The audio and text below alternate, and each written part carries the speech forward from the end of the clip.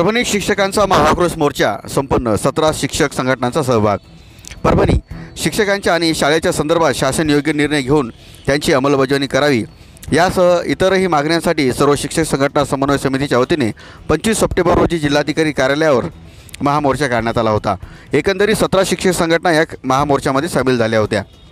सर्व शिक्षक संघटनांच्या राज्य समन्वय समितीने त्यांच्या वतीने 25 सप्टेंबर रोजी या मोर्चाची हाक दिली होती। त्या अनुषंगाने शहरातील शनिवार बाजार येथून या मोर्चाला सुरुवात होऊन गुजरी बाजार, शिवाजी चौक ते Gandhi park, railway station road मार्गे हा मोर्चा जिल्हाधिकारी कार्यालयासमोर उपोषण मैदानात संपन्न झाला। यात प्रामुख्याने जुनी पेन्शन योजना लागू करावी, विद्यार्थ्यांना वेळेवर शालेय गणवेश देण्यात यावे, शिक्षकांना अशैक्षणिक कामे लावण्यात येऊ नये, जिल्हा परिषद शाळांना भौतिक सुविधा मिळायला पाहिजेत, खासगी शाळेतील रिक्त पदांना मंजुरी देण्यात यावी, ऑनलाईन माहिती देणे बंद करण्यात यावे अशा एकूण 20 मागण्या या आक्रोश मोर्चाच्या माध्यमातून करण्यात आल्या आहेत। सदरील मागण्यांचे निवेदन परभणी जिल्हाधिकारी यांना शिक्षक समन्वय समितीच्या शिष्टमंडळाच्या वतीने देण्यात आले। महाआक्रोश मोर्चामध्ये मोठ्या संख्येने जिल्ह्याभरातून शिक्षकांची उपस्थिती होती। परभणी येथे परभणी जिल्ह्यातील आम्ही सर्व शिक्षक संघटनांचे सर्व पदाधिकाऱ्यांनी एकत्र येऊन सगळ्या विचारांच्या संघटना एकत्र येऊन आम्ही शिक्षकांचे प्रश्न मांडण्यासाठी आज आक्रोश मोर्चाचं आयोजन केलं होतं। या मोर्चाचं वैशिष्ट्य असे की नाव जरी आक्रोश मोर्चा असला तरी आम्ही हे आंदोलन शांततेने केलेले आहे। अगदी शनिवार बाजारपासून ते जिल्हाधिकारी कार्यालयापर्यंत आम्ही सर्वजणांनी रॅली काढून शांततेत आमचं म्हणणं शासनाकडे मांडण्याचा प्रयत्न केलेला आहे। आज शिक्षक हा वर्गावर जाण्यापासून वंचित राहतो आहे। आज आम्हाला मुलांना शिकू दिल्या जात नाही आहे। शासनाने एवढी अशैक्षणिक कामे आम्हाला लावलेली आहेत की आम्हाला वर्गावर जायला वेळ मिळत नाही, मुलांना शिकवण्यासाठी वेळ मिळत नाही।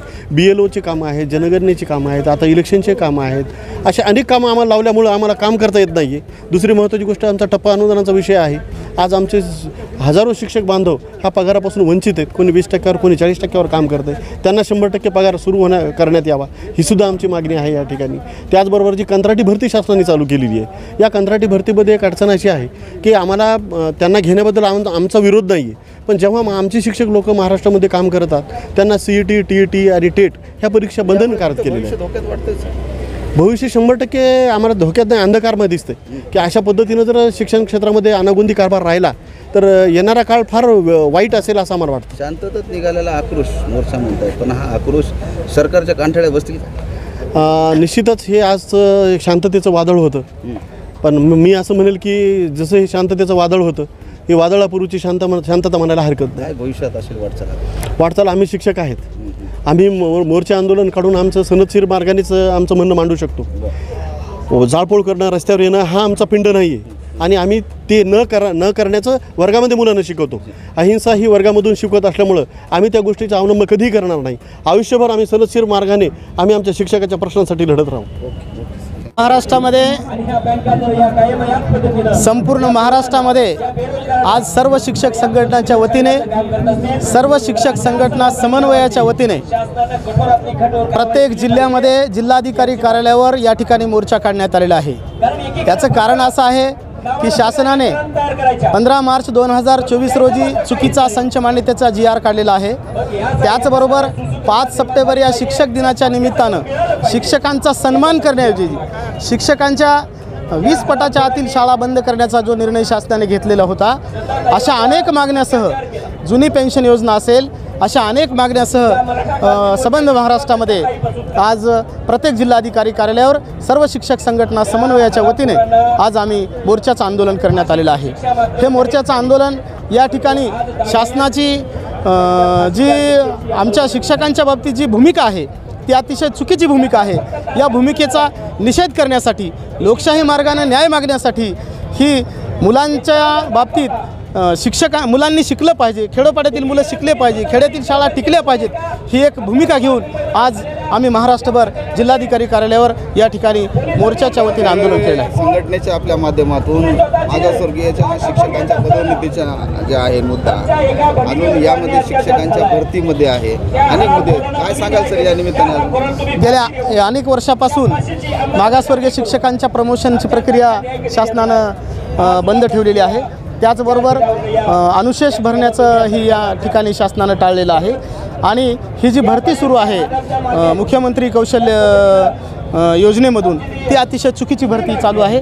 तिच्यामध्ये कुठल्याही गुणांचा निकष नाही, कुठल्या मार्क्सचा निकष नाही किंवा कुठल्याही आरक्षणाचा निकष नसताना ही भरती ही चुकीच्या पद्धतीने केली जात आहे. या भरतीचा आम्ही निषेध करतो. पुढे आता आपण इतके शिक्षक ही भरती जी झालेली आहे ती चुकीची भरती झालेली आहे. ही प्रक्रिया बंद पडण्याची आहे. पुढे काय दिशा आहे? सर, शिकवणी सोडून इतर कामामध्ये शिक्षकांना जास्त बिझी ठेवण्यात आलेलं आहे. याच्यावर काय सांगाल तुम्ही? आम्हाला शिकवणं कमी आणि अशैक्षणिक कामं जास्त, त्याच्यामध्ये BLO सारखं काम असेल, जनगणनेसारखं काम असेल आणि अनेक कामं असेल, निवडणूक विभागाचं काम असेल, अशा अनेक अशैक्षणिक कामाच्या प्रक्रियेमध्ये शिक्षकांना ओढल्या जाते, त्याच्यामध्ये गोवल्या जाते आणि त्याचा परिणाम विद्यार्थ्यांच्या गुणवत्तेवर होतो. पुढे काय दिशा असेल सर आता या? जर शासनानं या आमच्या आजच्या आमरण उपोषणाची दखल घेऊन जर आमच्या मागण्या मान्य केल्या नाहीत तर पुढील दिशा यानंतर राज्य कार्यकारिणीच्या वतीनं आणि राज्य शिक्षक समन्वयाच्या वतीनं पुढील आंदोलनाची दिशा ठरवण्यात येईल. आज परभणी शहरामध्ये महामोर्चाचं आयोजन हे करण्यात आलेलं होतं. परभणी जिल्ह्यातील जेवढ्या काही शिक्षक संघटना आहेत त्या सगळ्या शिक्षक संघटनांनी एकत्रित येऊन आपले दुरावे मतभेद जे आहेत ते सगळे बाजूला ठेवून सर्वांनी एकत्रित येऊन जो शिक्षकांवर अन्याय होतो आहे त्या शिक्षकांवर अन्यायाला वाचा फोडण्यासाठी आम्ही हा मोर्चा या ठिकाणी आयोजित केलेला होता.